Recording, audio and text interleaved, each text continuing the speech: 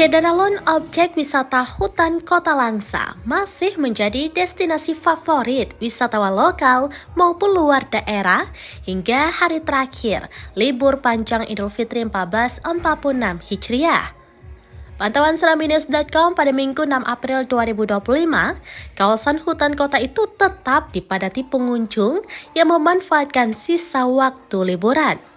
Sejak hari pertama Lebaran, hutan Kota Langsa telah dikunjungi puluhan ribu wisatawan.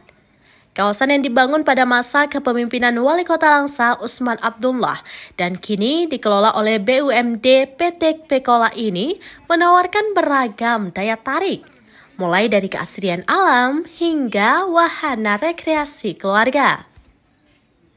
Selama liburan, pengunjung bisa menikmati suasana rindang pepohonan sambil bersantai bersama keluarga. Anak-anak juga bisa bermain di berbagai wahana yang tersedia. Selain itu, keberadaan hewan langka seperti buaya, rusa,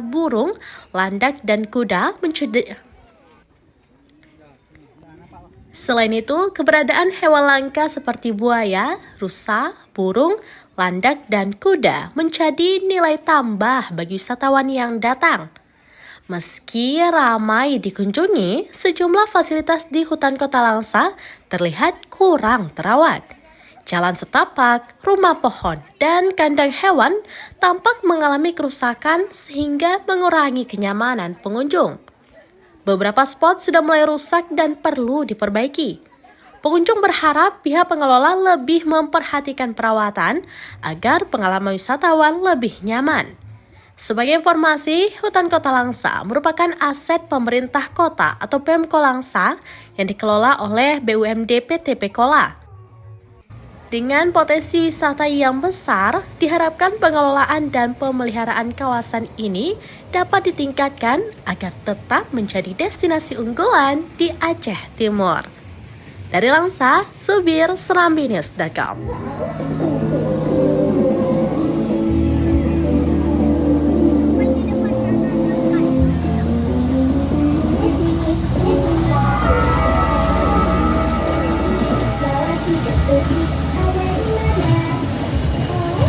Download Tribun X sekarang, menghadirkan lokal menjadi Indonesia.